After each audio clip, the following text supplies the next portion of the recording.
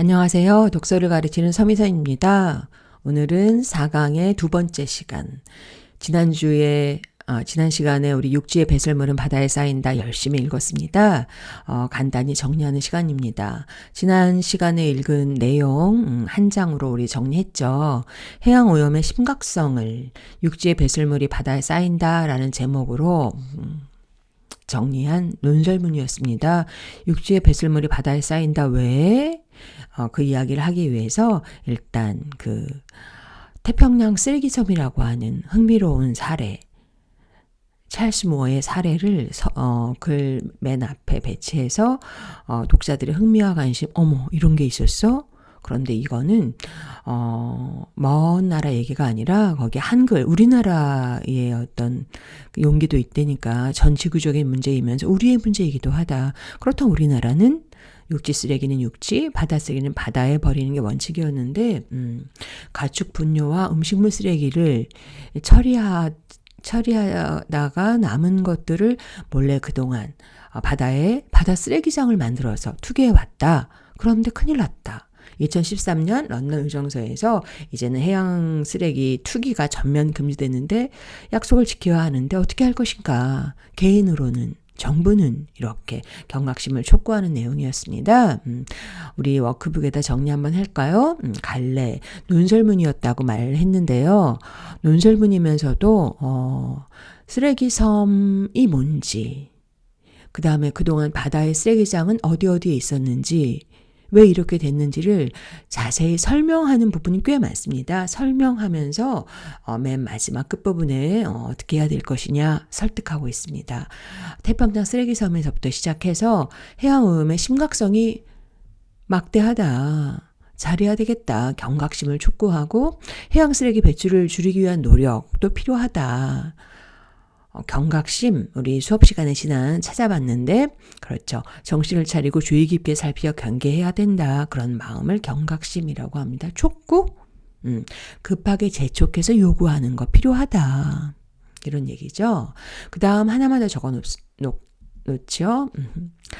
이 글은 흥미로운 사례로 독자의 관심을 끌었다. 맨 앞부분. 그 다음에 과학적 근거로 통계 수치 또는 그림 이런 걸로 이렇게 제시해서 신뢰성을 준다.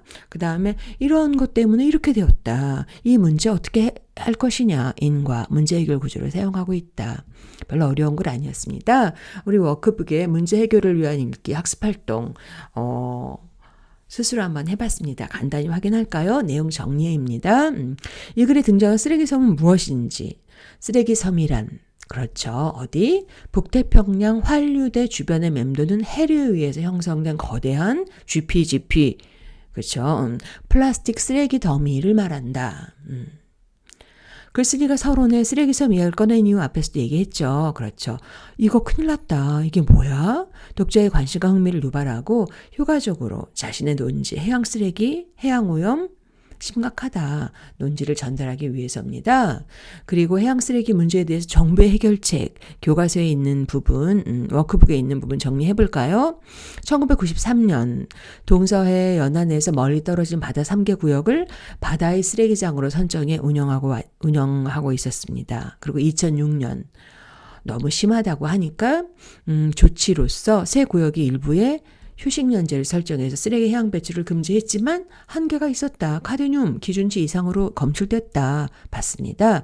2012년에 런던 의정서에 따라서 이런 가축 분뇨의 해양 배출을 중단하겠다고 약속했습니다. 그리고 2013년에는 음식물 쓰레기를 모두 육상에서 처리하기로 하면서 똑같은 말이지만 음식물 쓰레기의 해양 투기가 전면 금지됐습니다. 어떻게 할 것인가? 이 즈음에 나온 책에서 뽑은 글입니다. 2번 이게 이제 별표 우리가 직접 이때까지 선생님이 했다면 우리들의 집단 지성을 모아보는 겁니다. 일단 1번 글쓰기가 제시한 문제 해결 방법 교과서 워크북에서 찾을 수 있겠죠. 개인 차원에서 해결 방법 그렇죠. 물건을 아껴 쓰고 쓰레기를 줄인다.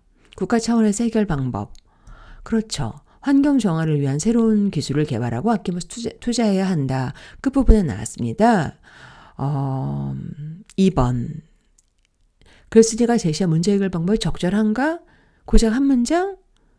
악마는 디테일, 중요한 건 디테일이 있다고 디테일하게 구체적으로 그렇죠? 어떻게 해야 할 것인가 각자가 기업에서 정부에서 이렇게 각자 노력해야 한다 이런 식으로 이렇게 끝내는 논설문의 결론 마음에 안 들어. 글쓴이의 의견을 보완, 대체할 수 있는 방법은 뭔가 우리 무덤토이했습니다. 아주 구체적으로 음식물 쓰레기 문제를 어떻게 처리할 것인가, 해양 쓰레기 문제 어떻게 해야 할 것인가를 구체적으로 그리고 발표했고 쌤 돌아다니면서 도장 하나 찍었죠. 나의 소소한 실천 완곡하게 설득하기라고 했는데 쌤 수업하면서 음식물 쓰레기 버리러 갈 적마다 내 안에서 분노가 일어난다. 쓰레기통에 비닐이 던져져 있는 거 보고 이거 퇴비로 만들고 해야 되는데 당연히 플라스틱이 안 되겠죠. 이렇게 남은 쓰레기들을 어쩔 수 없어서 음식물 쓰레기에서 또 남은 것들을 바다에 그동안 버렸다는 거 아니에요. 매번 가면 갈수록 갈 때마다 비닐이 있어. 어떻게 할까 고민하다가 어느 날 아침 일찍 누가 볼까봐 좀 그러니까 뭔가를 실천한다라고 하는 거는 이렇게 약간 남의 눈을 의식하게 되는 행위인 것 같아요. 그래서 아침 일찍 새벽 6시 전에 일어나서 이걸 썼습니다. 이렇게 역시 선생님은 가르치려고 들여 어떻게 하면 가르친다는 느낌이 들지 않게 사람 마음을 설득할까 생각하면서 일단 읽어볼까? 음식물 쓰레기를 버릴 때마다 통 안에 들어있는 비닐을 보면 화가 납니다. 나의 상태. 아이들이 뭐를 보고 배우려나. 옆에 비닐통도 있고 뒤에 수도도 있는데 그러고 싶을까? 약간의 투정. 어떻게 할까 화를 내다가 메모를 남기기로 했습니다. 바쁜 출근길에 어쩌다가 한두 번 그랬겠지요. 엄마가 버리라고 해서 휙 비닐째. 그건 다 지나간 일이고요. 이제부터라도 기본을 지키는 우리들이 됩시다. 너무 선생님 티가 나죠? 우리들의 지구까지 나가지 않더라도 우리 아파트 이름이야 플로리체라는 공동의 삶터 그 안에서 함께 멋지게 지냈으면 합니다. 간곡하게 부탁드립니다. 마지막 구호로 정리해서 음식물 쓰레기 비닐은 바로 옆 쓰레기통으로 비닐 투척 NO. 어떤 효과가 있었을 것 같아요? 이거 이제 선생님이 그 새벽에 살짝 붙여놓고 아침마다 내려가서 보는 거죠. 그랬더니 한 2주, 3주는 이걸 바로 쓰레기 분리수거 음식물 쓰레기 분리수거 아니고 음식물 쓰레기 봉합 붙여놨거든요. 비 올까봐 이 비닐 하나 이렇게 싹 씌워갖고 2주간은 없었는데 또 한두 달 지나니까 비닐이 또 여전히 있는 거예요. 그래서 선생님이 그 가을까지 한 계절을 한 달 이상 보고 있다가 그 다음에 한 달 지나서 좀 실망해서 모든 사람이 내 마음 같지는 않겠지 이런 생각이 들죠. 갑자기 변할 수는 없겠죠. 물론 줄어들었습니다. 그래서 쓱 뗀 선생님의 실천기입니다. 자, 이번엔 우리 모두가 하는 거 창의적 문제 해결, 창의적 읽기 문제 해결하기 패들렛을 선생님이 만들었습니다. 해양오염은 왜? 어떻게 할까? 더 찾아본 거 각자 자기 반 아래에 업로드하고 발표했습니다. 강아지 반, 양이 반, 호랭이 반 이런 게 집단 지성이라고 하나 봅니다. 여러분 모두 훌륭합니다. 다음 수업은 5강 로봇에도 인권이 있을까라는 아주 재미있는 생각해 볼 만한 글입니다. 오늘도 여러분 수고 많았습니다.